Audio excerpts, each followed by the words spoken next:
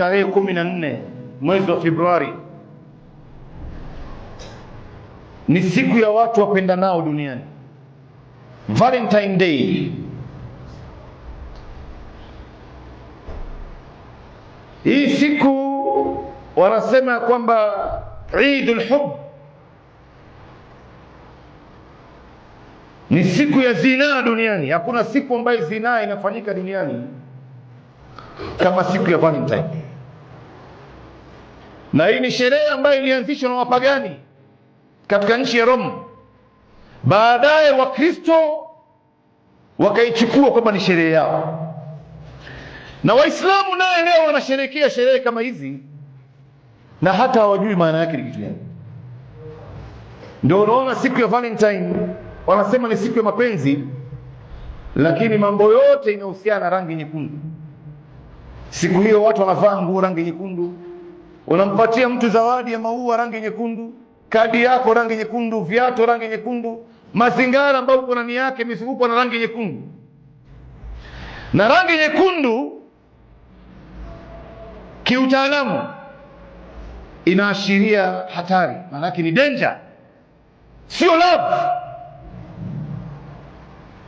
Wanasema kwamba mapenzi ni rangi nyeupe, rangi ya sharbati. Hizi ni rangi ya mapenzi, au sio? Lakini rangi nyekundu ni rangi ya hatari maana yake.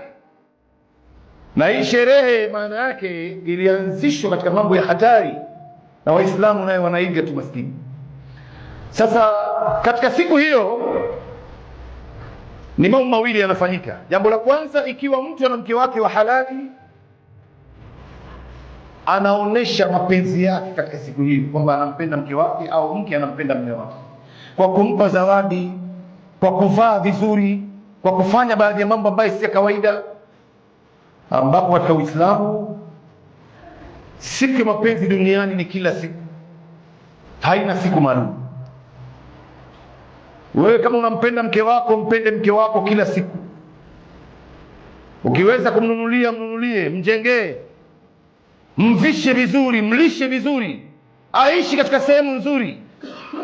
Si wewe mwaka mzima unamkanyaga mke wako, alafu tarehe 14 ndio unamletea zawadi, bwana mimi nakupenda sana, I love you. Baada ya hapo tena inasaulika mpaka mwaka mzima. Hizi ni mapenzi za watu wa kudanganyana.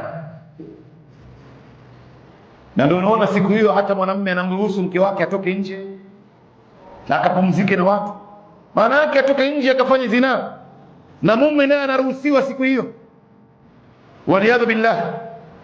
Na watu wa pili ndio pale Mtume sallallahu alayhi wasallam akasema, khairukum li ahlihi wa ana khairukum li ahli, mbora wenu ni yule ambaye ni mbora kwa mke wake, na mimi Mtume ni mbora kwa wake zangu kuliko nyinyi.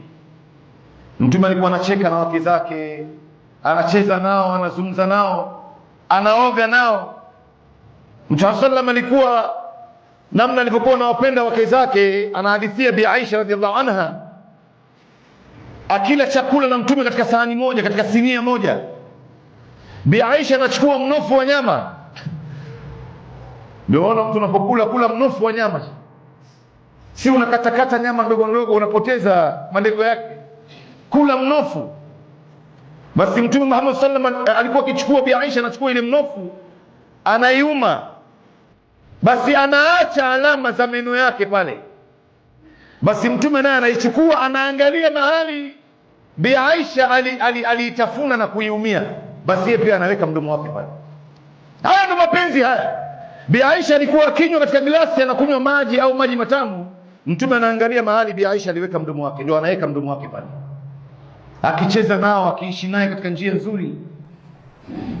Si wewe leo unangojea mpaka tarehe 14 ndio unataka kuonesha mapenzi yako? La hasha, katika Uislamu hakuna hiyo. Katika Uislamu siku ya mapenzi ni kila siku.